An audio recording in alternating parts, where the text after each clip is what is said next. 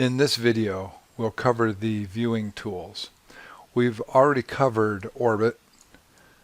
With this tool, you can move around your model, rotate it. The next tool is Pan. With the Pan tool, if I click and hold down the left mouse button, I can slide the model around the screen.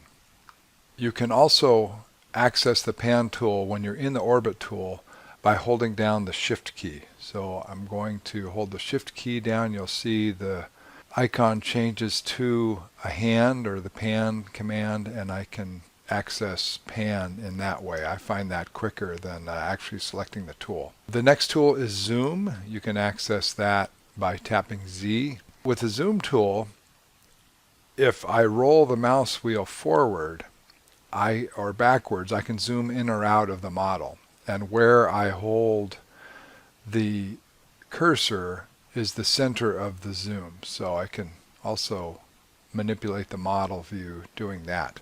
Another way to use this tool is to hold down the left mouse button and slide the mouse back and forth. That will give you a little finer adjustment of the zoom magnification.